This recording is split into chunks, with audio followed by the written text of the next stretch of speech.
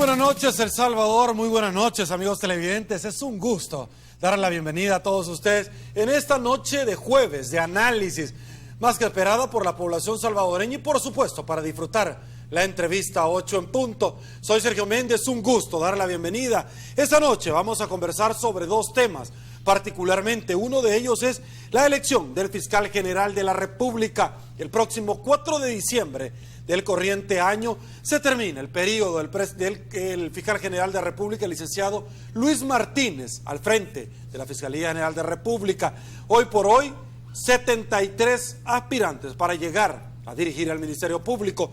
Otro de los temas, vamos a abordar el caso del diputado Reinaldo Cardosa, que la Corte en Plena manifiesta, señores, que existen elementos suficientes para pasar este caso a la jurisdicción correspondiente a la Cámara de lo Civil para desaforar al diputado en comento. Esa es nuestra propuesta esta noche.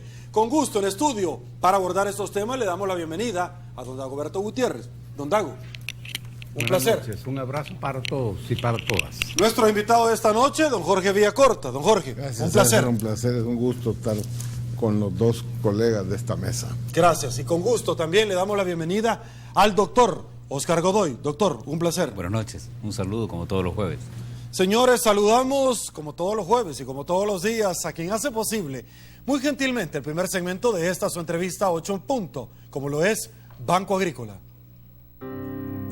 Querida patria, vieras qué diferente es todo acá. Es fácil darse cuenta que donde yo estoy, casi todo es más grande. Pero las cosas que uno más extraña son las que son más grandes donde vos te has quedado. Allá son más grandes los sueños, las ilusiones, los corazones de la gente y sus sonrisas. La distancia me ha enseñado muchísimo desde que nos separamos, mi querida patria. Estando acá he aprendido que los salvadoreños somos más fuertes cuando estamos juntos y que unido, El Salvador puede ser cada día un poquito más grande. He aprendido que vos nunca estás lejos. Y es que un salvadoreño se puede ir de su país, pero el país jamás se va de un salvadoreño. Nuestro gran sueño siempre ha sido poder estar cerca. Unidos, podemos soñar juntos y transformar nuestro país. Banco Agrícola y El Salvador, juntos, por una banca más humana. Y bueno, señores, arrancamos con este tema, y es que déjenme comentarles rápidamente que la Corte Suprema de Justicia detectó irregularidades en la declaración de probidad en las que se encuentran diferencias entre lo declarado y el reporte de las distintas instituciones. Ordenan juicio por el delito de enriquecimiento ilícito en contra del diputado Reinaldo Cardosa. Entre el examen preliminar que se hace en la sección de probidad de la declaración en comento, se establece que existen ciertas contradicciones con lo expresado y obviamente lo que en algún momento se consignó dentro del documento de probidad, y que en alguna medida no concuerda precisamente el tema de la participación en las pasadas elecciones con relación a lo presupuestado por parte de la deuda política. Arrancamos con este tema, don Dagoberto Gutiérrez, que una opinión le merece, ya que esto es tradicionalmente que hemos visto en el pasado que la Fiscalía General de la República, precisamente porque tiene el monopolio de la acción y quien activa un proceso de desafuero, en esta oportunidad es la Corte en Pleno quien determina que hay elementos suficientes para sustentar razonablemente el inicio de un proceso para desaforar al diputado Reinaldo Cardosa. Por favor.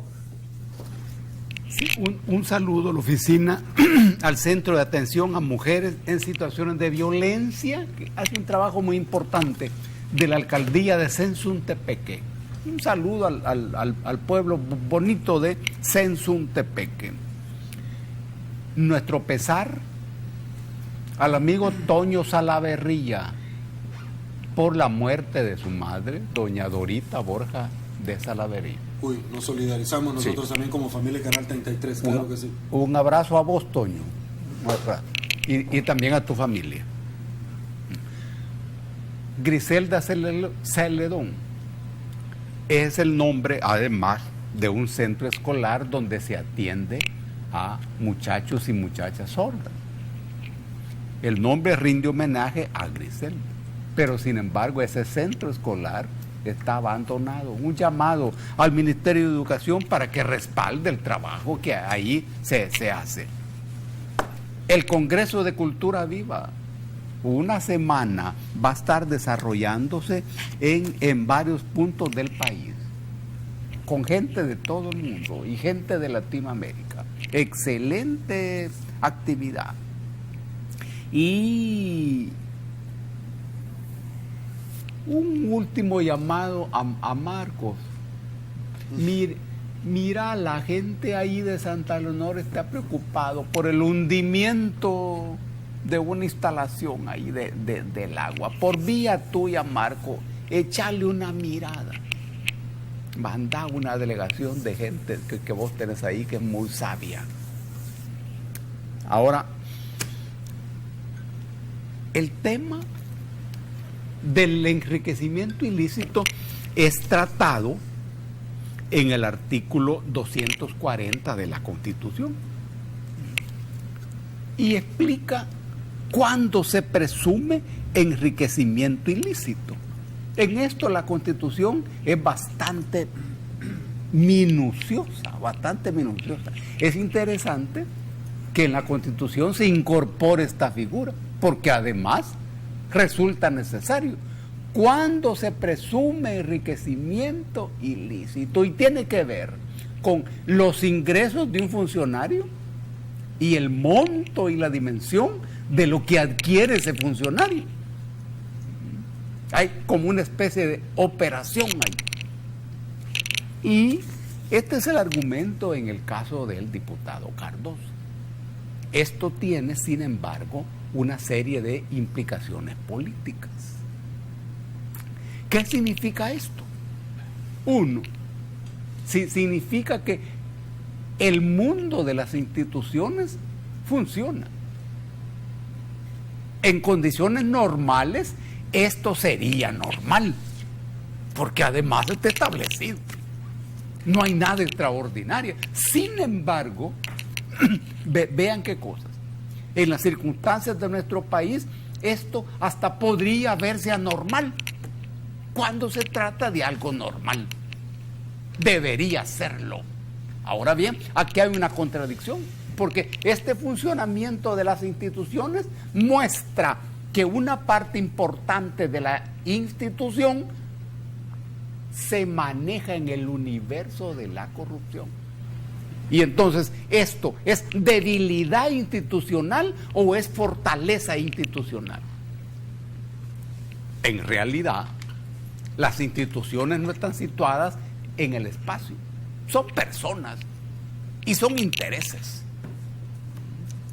Ahora bien, el hecho de que sea la sala de lo constitucional quien tome esta iniciativa correcta, nos indica que cuando la energía viene de la sala de lo constitucional, como en este caso, estamos en un terreno irrepetible. La sala no se vuelve a repetir. Ese accidente no vuelve a repetirse. Y de nuevo la sala está demostrando que tiene fuerza y tiene posición capaz de hacer esto, que en circunstancias normales tiene que ser normal. Ahora bien, este caso, independiente de cómo resulte la investigación y el desarrollo del proceso y de los procedimientos, ¿será el único? ¿O simplemente se trata del inicio de un largo proceso estructural? Si se trata de eso, si se tratara de eso, uno sabe que se necesita mayor energía que la energía que pueda tener la sala de lo constitucional. Porque la pregunta es, ¿y en qué se sustenta la economía de un país como El Salvador, que no tiene producción conocida, que no tiene marcas industriales con las que se pueda competir en el mercado violento actual? ¿En qué se sustenta? ¿Qué sostiene esta economía? ¿De dónde viene la posibilidad que se siga flotando? sin desarrollo y sin progreso y sin crecimiento. Que se sepa, que se sepa. Sin duda hay cosas que están creciendo, pero no siempre uno la puede saber. Repito, si esto es un proceso que va a seguir, se necesitarán mayores energías que las de la Sala de lo Constitucional. Pero esta es una buena noticia, más allá de las capacidades del diputado de demostrar su inocencia. Como dice figura del PCN, él sabrá hacerlo. Y ojalá. Ok. Don Jorge, le comento rápidamente que Cardosa ha estado muy de cerca personas ligadas a actividades ilícitas. Su diputado suplente en el periodo anterior, Wilber Rivera Monge, está siendo procesado hoy por el delito de lavado de dinero junto a 13 personas más. Rivera Monge tuvo relación con Ulloa Cibrián, alias Repollo. El diputado suplente Cardosa tuvo varios negocios con Ulloa Cibrián. Rivera Monge manejaba junto a Ulloa al menos 35 inmuebles valorados en $1 millón. Según la noticia, señores, que maneja este rotativo electrónico. Voy con usted. Bueno, yo comparto el criterio de que esto es una muestra de que hay un cambio importante institucional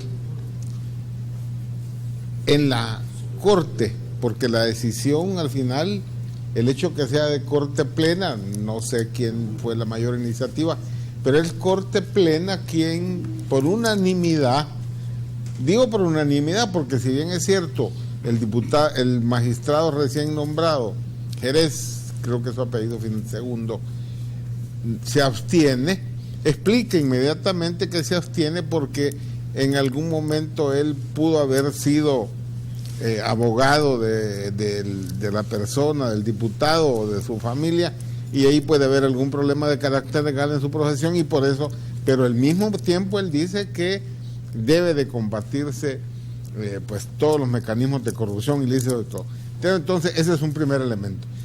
¿Y por qué lo menciono? Porque fíjese que esto se basa en una ley que desarrolla lo que acaba de decir Dagoberto sobre el tema de la Constitución, y esa es una ley de probidad que está desde 1959. Entonces estamos hablando, imagínense, de hace cuántos años, sin que yo sepa que han habido reformas, a pesar de que muchas veces siendo diputado presentamos, insistimos en que había que reformar, y voy a decir por qué. Bueno, en la época de don Pino Cáceres se trató hasta la saciedad de reformar. Voy al punto, allí fue cuando más se planteó la necesidad de reformar. También en algún momento algunos opinamos que eso debería salir de la Corte y debería pasar a la Fiscalía o a una institucionalidad distinta. Pero bueno, pero imagínense, quiere decir que desde 1959 estos casos pudieron haberse presentado, situaciones similares donde se hiciera ¿qué? Mire, como yo he estado en eso, lo puedo afirmar. Uno cuando llega al cargo presenta su declaración de bienes y de sus parientes, y cuando sale o termina su periodo, antes de empezar otro, si se repite, lo vuelve a presentar. Pero ¿qué pasa? Que nunca, hasta donde yo sé, se ha hecho una comparación entre lo que dije al inicio y lo que dije al final, sino que se recibe, se ve, pero no se continúa con la investigación. Esta vez, para mi sorpresa, el análisis que se ha hecho. Se hace el análisis incluso de auditoría, y se va, porque a partir del 2014 pudo hacerse, se va a los bancos y se tiene la información. Es decir, esto es un paso evidentemente adelante de la institucionalidad. En el caso de su amigo Pino Cáceres no pudo hacerlo, primero porque la decisión de la sala, de la Corte en pleno, claro, no fue a favor, sino que al revés, casi lo regañan o lo regañaron y él tuvo que irse. Y segundo, porque no había ese elemento que del 2014 en que se pudiera a los bancos. Digo esto porque creo que hay un avance importante. Eso fue particularmente con la gestión del expresidente Francisco Flores. Exactamente. Por consiguiente, y estamos hablando, de un delito de enriquecimiento ilícito si bien un diputado no maneja fondos del Estado de manera directa, no es un ministro que sí tiene recursos, pero sí, el problema es que uno puede presumir, y por eso se llama presunción, de que aquí se comete un delito porque ese delito tiene que ver con las ventajas que da el cargo, o hacer uso de esas ventajas que da el cargo y de las relaciones políticas y de poder que da el cargo de parlamentario. Entonces creo que esos elementos indican a la gran pregunta que Dagoberto adelantó. Y esto es el inicio, es solo un caso, muestra, para mí, y yo espero que así sea, es el primer jalón de ese ovillo en que he agarrado el pedacito y que para la pita se va a ir y que jalando. la pita se va a ir jalando para que se vaya deshaciendo esa bola de oscuridad y pueda entonces irse realmente a que de aquí en adelante el que se mete en la actividad política debe de saber que es un servidor público y que está transparente y que puede ser inmediatamente enjuiciado si hay abusos. Creo que eso es importantísimo. Perfecto. Y esa va a ser la pregunta siguiente, rápidamente. Quiero plantearle a usted esto porque más adelante vamos a hablar precisamente si vamos a seguir con más. López Cardosa es el 6º diputado implicado en los delitos de corrupción. Hay 4 pecenistas, uno del extinto PAN que ha sido señalado por diferentes delitos. La Corte Suprema sostuvo que la Cámara Segunda de lo Civil llevara el caso del señor López Cardosa. Lo acusan del delito de enriquecimiento ilícito. Pero aquí viene el dato que yo particularmente quiero compartir con todos ustedes. Legisladores que han enfrentado a la justicia por diferentes delitos. Diputados de diferentes fracciones, tanto de la Asamblea Legislativa como el Parlamento Centroamericano, el señor Horacio Ríos, el señor Mario Osorto, el señor Wilber Rivera, Roberto Silva Pereira y William Eliú Martínez. La misma pregunta para usted, doctor Godoy, por favor. Este caso abre un capítulo más de esa gran madeja de casos extremos de corrupción. No estoy afirmando que el diputado sea corrupto, estoy afirmando que esta es una madeja en la que hay indicios suficientes, como en otros casos más, de enriquecimientos ilícitos que son rumores cotidianos, son especulaciones cotidianas, que son típicos de las conversaciones cotidianas en muchos círculos, precisamente porque muchos funcionarios no solo se quedan con el dinero, sino que lo ostentan en extremo, a tal punto que es fácil detectar cuando un funcionario está teniendo ingresos más allá de lo que su riqueza personal le indica o de lo que su puesto le genera en términos de sueldos, honorarios, dietas, emolumentos, etcétera. Cuando un funcionario puede estar ganando 5 o 6 mil dólares mensuales de manera formal, pero sus estilos de vida andan por los 15 o los 20 mil dólares, ahí hay indicios suficientes que si en este país las autoridades actuaran por indicios, y estoy usando el término indicio desde la categoría técnica de la auditoría, se llegaría con mayor rapidez a determinar cosas como esta. Lo que pasa es que estas prácticas siempre han estado encubiertas por la clase política misma, han estado encubiertas por los mismos funcionarios que están envueltos en esas redes, porque la corrupción no es de uno, un diputado, un ministro, no, son redes estructuradas que tienen sistema, tienen método, manejan información de inteligencia, tienen prácticas de lavado, de saqueo, de cobertura, etcétera. Por lo tanto, es bien difícil a veces destapar situaciones como esta porque los mismos funcionarios son quienes están en esas redes. Como bien decía Dagoberto, esto es lo común, lo cotidiano en un sistema de ley y de orden. Pero un sistema que se autoprotege, que se autorrefuerza y se autodefiende es bien difícil.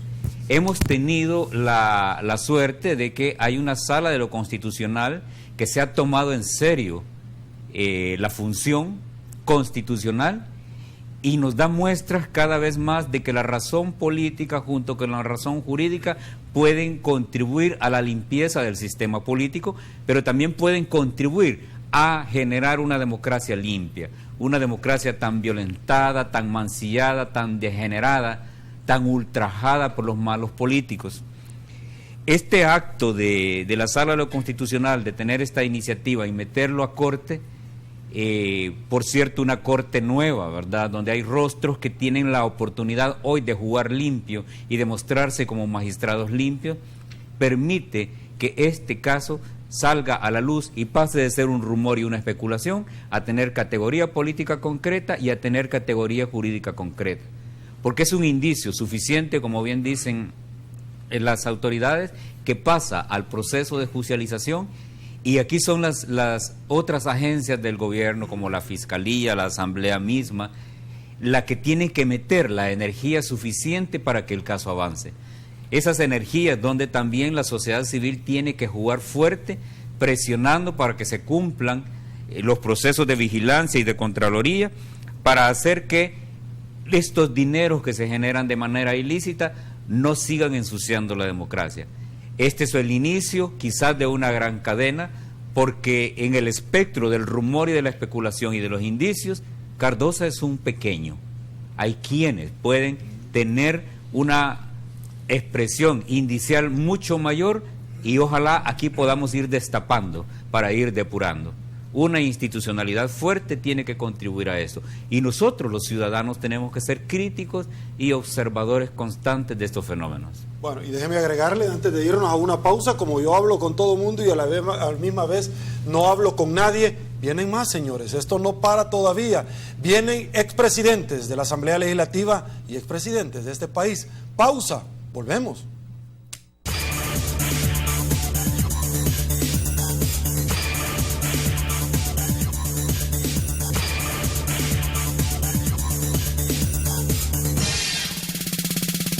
Estamos de regreso, mil gracias El Salvador por su preferencia. Seguimos en este mismo tema donde, según la Corte Suprema de Justicia, existen elementos suficientes para formación de causa e iniciar el debido proceso en contra del legislador, hoy por hoy, porque todavía goza del principio de inocencia.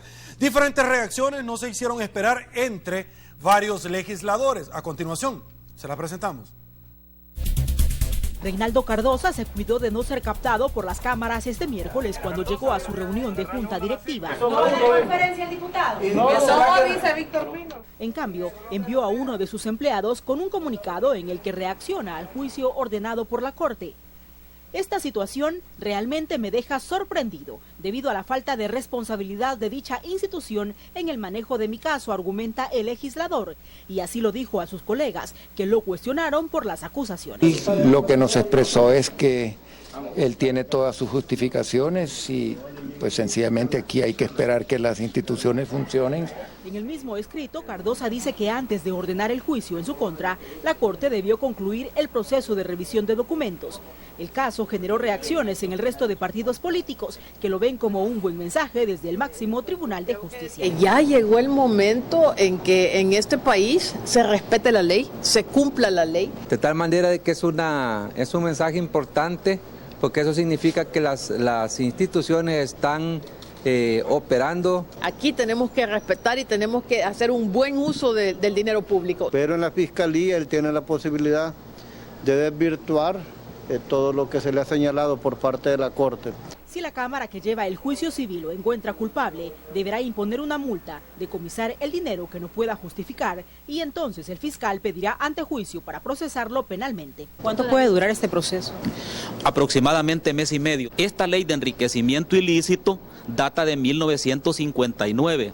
En toda la historia, desde ese momento, solo 3 personas han sido juzgadas en base a esta ley. Y si el proceso llega hasta la instancia penal, el parlamentario podría ser castigado hasta con 15 años de cárcel. Para Teleprensa, Canal 33, Guadalupe Bonilla.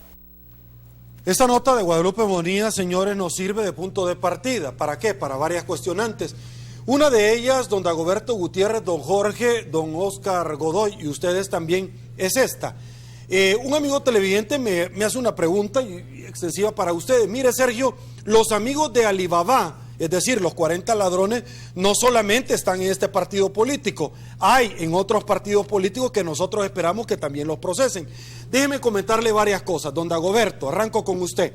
Hemos visto nosotros el comportamiento en Guatemala donde la ex vicepresidenta Roxana Valdetti está siendo procesada, al igual que el expresidente Otto Pérez Molina. Ha llegado el ex asesor de la vicepresidenta prácticamente a hundirlos a los dos. Lo que a mí me llama la atención de todo esto es que en una entrevista a una cadena internacional en la cárcel de Matamoros, Otto Pérez Molina, a preguntas del entrevistador que por qué había ratificado 2 años más la CICIG en aquel país centroamericano, él dijo por presiones de la embajada americana. Lo dijo categóricamente. Yo les pregunto a los tres, estamos viendo, señores, que en Honduras los señores Rosenthal también están siendo procesados por llevar plata a las Islas Vírgenes Británicas. Estamos hablando de Yamil Benjamín Rosenthal Hidalgo, estamos hablando de Jaime Rolando Rosenthal Oliva y estamos hablando del señor Yankel Antonio Rosenthal Coello. La pregunta de todo esto es, ¿eso mismo está pasando en El Salvador? Cuando la Corte se pone de acuerdo, ¿realmente le están pidiendo que actúe? En primer lugar, es que Alibaba no era ladrón. Y Alibaba no era amigo de los ladrones, ¿no? Él entró a esa cueva y se encontró con esa banda de ladrones. Recordemos bien el cuento árabe. Y a él lo salvó una muchacha llamada Morgana. Lo metió en una tinaja para el aceite. Alibaba es, en realidad, en el cuento, una persona honrada que se encontró de repente en una cueva de ladrón. Ahora, pero esta referencia a la literatura árabe no sirve para lo que estamos hablando. Porque si un funcionario reacciona ante una ilegalidad en las instituciones, que es un problema estructural, más allá de la institucionalidad, se supone que ese funcionario es honrado, es honesto, en primer lugar, pero además se supone que ese funcionario tiene capacidad, tiene fuerza y tiene respaldo político para hacer lo que tiene que hacer. Imaginémonos un funcionario sin capacidad, sin respaldo, que intenta partir simplemente del desempeño de sus funciones. ¿Puede un funcionario enfrentarse a los poderes económicos avasalladores que controlan el Estado, controlan el mercado, controlan la educación, y ese funcionario sin más respaldo que lo que su institución le da, puede hacer eso? Este es el drama que está planteado, porque aquí te estás jugando la vida. En el caso de Guatemala, por ejemplo, cuando el expresidente está hospedado en Matamoros, uno dice, está en su casa. Porque en el caso de Guatemala, el ejército guatemalteco tiene un extraordinario poder. Es diferente a la situación de la Fuerza Armada en El Salvador. Los acuerdos de paz fueron diferentes, ¿cómo terminaron? Claro. Y aquí no olvidemos que hay un artículo de la Constitución, que es el 212, que establece que las funciones de la Fuerza Armada tienen que ver con la defensa de la soberanía y la integridad del territorio. Este sustituye al 211 original. Es una diferencia fundamental, pero plantea el punto. ¿De dónde va a sacar el funcionario encargado de hacer cumplir la justicia en defensa de la legalidad, así como está planteada para un fiscal? Es que es interesante.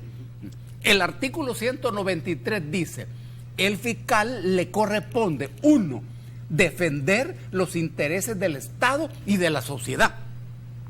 Esta es una cosa de ciencia ficción. Porque, ¿y qué ocurre en los momentos en que los intereses del Estado Colisión. chocan con los intereses de la sociedad? ¿O acaso el legislador, cuando estableció esto, pensó que siempre el Estado y la sociedad iban a estar de la mano? ¿Y de dónde sale el Estado? ¿Acaso no sale de la sociedad?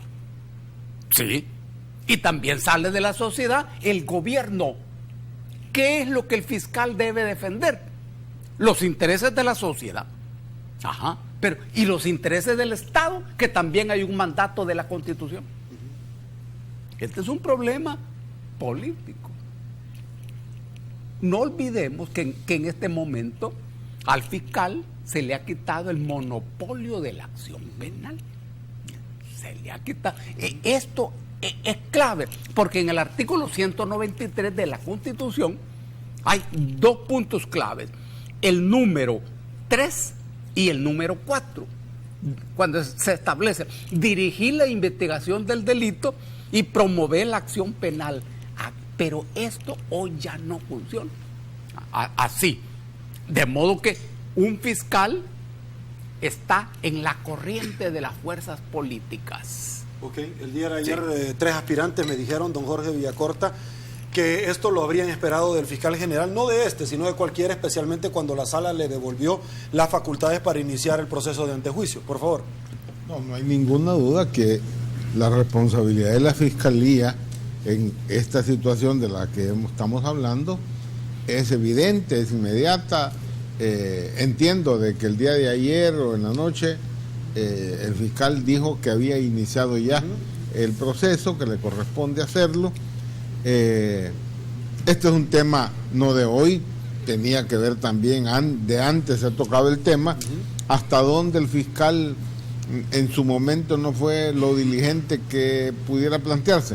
Esa es otra cosa, pero hay una acción aquí inmediata del fiscal frente a este caso. Yo quiero, además de lo que dice el gobierno, señalar un elemento que ya Oscar comenzaba.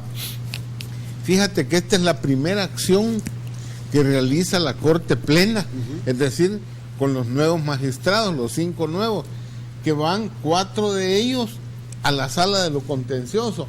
Y si una sala en el presente, en el pasado inmediato, era cuestionada, era precisamente esta sala, porque varios decíamos, mire, ahí es una sala genuflexa ante intereses político-partidarios. Bueno, ahora tenemos una esperanza como ciudadanos, porque es evidente que esta decisión, al ser unánime, es una decisión donde esos nuevos magistrados, esos que se han incorporado, están actuando con hechos su nueva actitud. Eso es esperanzador. Y la otra cosa es parte de su pregunta. Incide esto, la comparación Guatemala-Honduras también.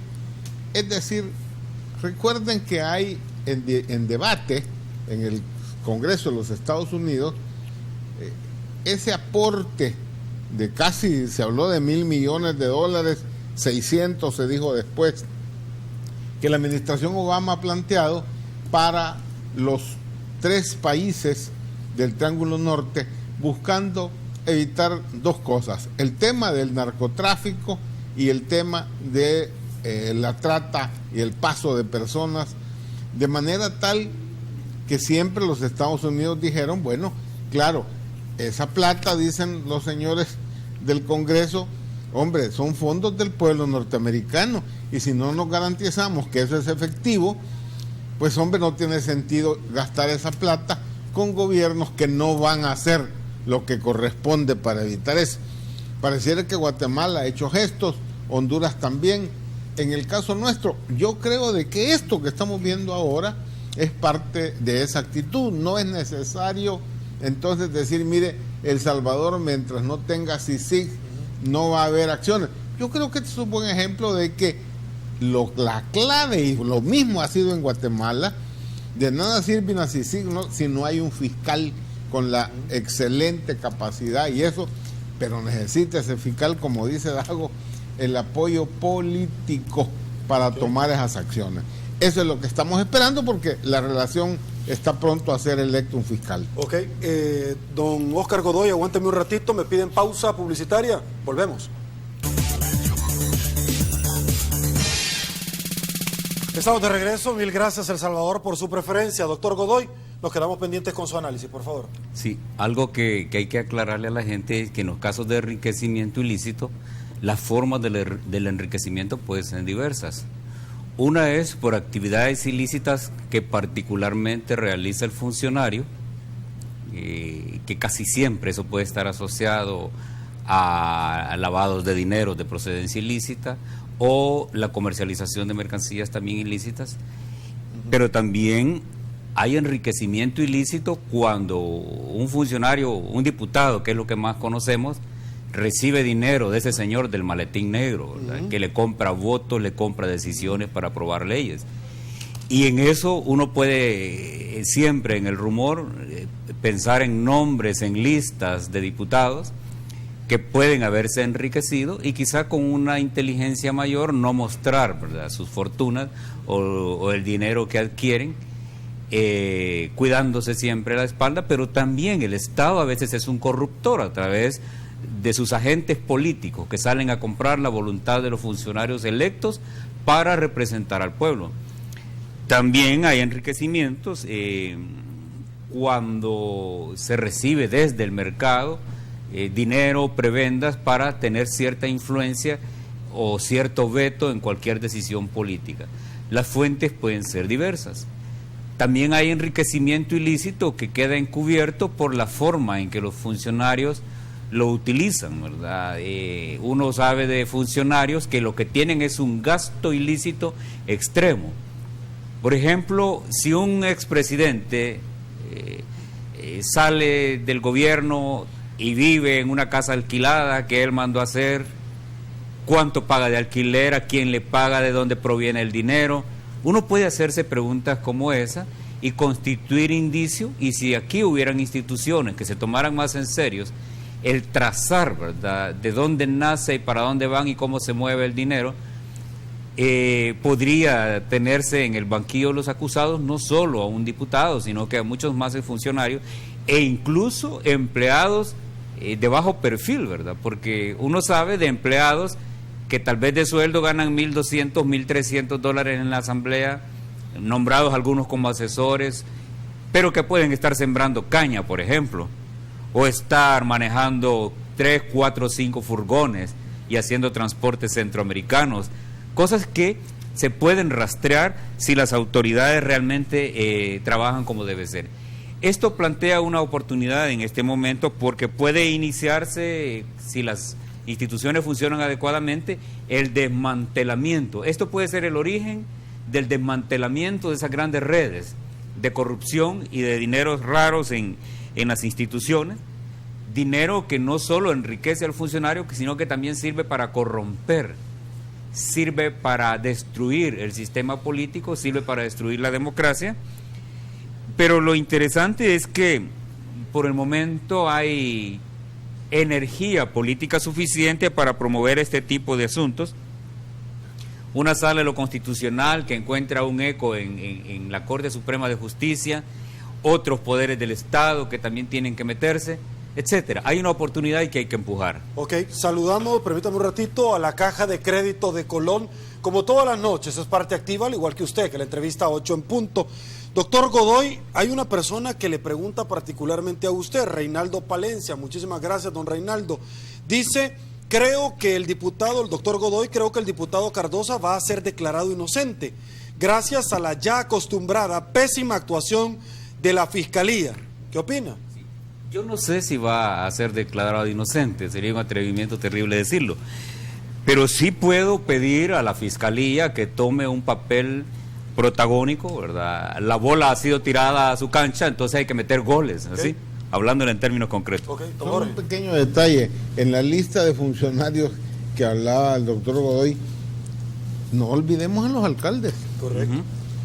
Las alcaldías igual, usted de repente tiene un señor que cuando entra a ser alcorde andaba en bicicleta y tenía su casita, Y ahora resulta que tiene casas de de 2 pisos, varias casas, correcto, varias señoras, porque incluye también eso. Sí, nos cambia todo. Cambia todo. Carro, entonces, casa, señora. Claro, y ahí está el famoso 10% de todos los contratos, de todas las carajadas. Bueno, unos hasta 20 me he dado cuenta que están pidiendo. Declaraciones de que una licitación tiene que ser por invitación porque nadie se presenta. Es decir, hay que tener en cuenta los ciudadanos también eso, y que ahora se abre ese espacio, porque el alcalde también presenta notas de probidad, declaración de probidad. Hay que ir a eso también. No, los alcaldes tampoco, y por supuesto todo el consejo no tocan más las mañanitas. Don Dago, voy con usted. Claro, es cierto lo que dice Jorge, y la Constitución lo dice bien claro. Los funcionarios y empleados públicos que se enriquecieran sin justa causa a costa de la hacienda pública o municipal, claro, está bien claro. Es un atarrayazo bastante extenso que tiene que ver con funcionarios y también de empleados. Mira, es una buena noticia cuando dentro del aparato del Estado hay gente interesada en que esto se cumpla. Ojalá que esto prosiga y que cada quien pueda demostrar que es inocente. Al fin y al cabo hay una presunción de inocencia que a uno le quita la inocencia y esa inocencia queda en el terreno de la presunción. Ok, mire, don Dago, bueno, y don Carlos. La fiscalía, lo que estás diciendo, claro, es la fiscalía la clave en esto para el avance. Ok, mire, don Carlos Alberto Avilés está bien pendiente toda la noche. Saludos, don Carlito. Primero, que si ya le había dado la semita, ya se la di, está más preocupado por usted que por mí.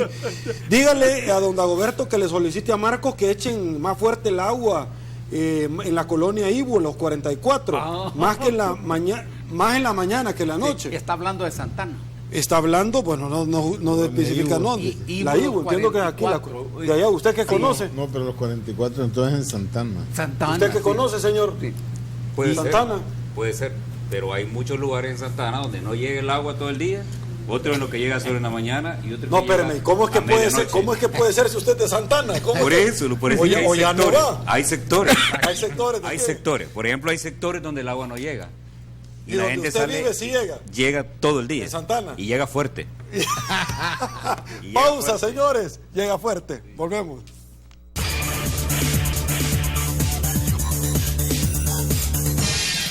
Señores, estamos de regreso. Ya no hay tiempo para más. Señores, se va a tener que esperar hasta el próximo jueves para disfrutar de estos señorones.